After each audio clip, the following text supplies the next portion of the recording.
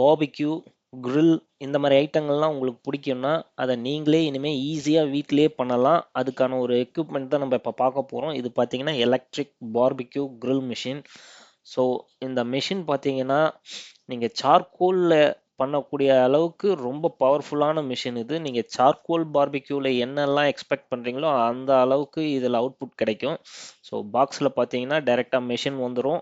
அந்த மிஷின்குள்ளே பார்த்தீங்கன்னா 4 லெக், ஒரு ட்ரே ஹீட்டிங் எலமெண்ட், அதுக்கு மேலே வர அந்த grill இது இருக்கும்.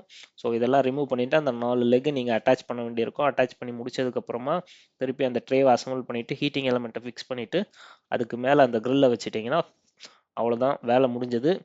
நீங்கள் பாபிக்யூ பண்ண ஆரம்பிச்சிடலாம்.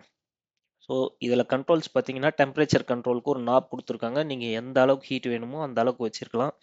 ரொம்பவே நல்லா ஹீட் ப்ரொடியூஸ் பண்ணுது. ஸோ நீங்கள் ப்ரிப்பேர் பண்ணி வச்சுருக்க சிக்கனை நீங்கள் ஹீட்டிங் எலமெண்ட்டை ஆன் பண்ணிவிட்டு நீங்கள் மேலே ப்ளேஸ் பண்ணிவிட்டு நீங்கள் டைரெக்டாக பண்ண ஆரம்பிச்சிடலாம்.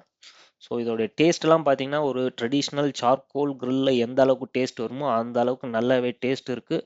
ஸோ நீங்கள் வீட்டிலேயே பண்ணுறதுனால ஹெல்த்தியாக இருக்கும், டேஸ்டியாக இருக்கும், ஆயில் கம்மியாக யூஸ் பண்ணலாம். நான் நோட்டீஸ் பண்ண ஒரே ஒரு விஷயம் என்னென்னா மசாலாவை அதிகமாக இதில் யூஸ் பண்ணாதீங்க. ஏன்னா ட்ரிப் ஆச்சுன்னா ஹீட்டிங் எலமெண்ட் மேலே படும்போது ஃபயர் ஆகுது. மற்றபடி இது ஒரு சூப்பரான மிஷின். எல்லார் வீட்லேயும் இருந்துச்சுன்னா ரொம்ப யூஸ்ஃபுல்லாக இருக்கும். ரேட்டும் ரொம்ப கம்மி.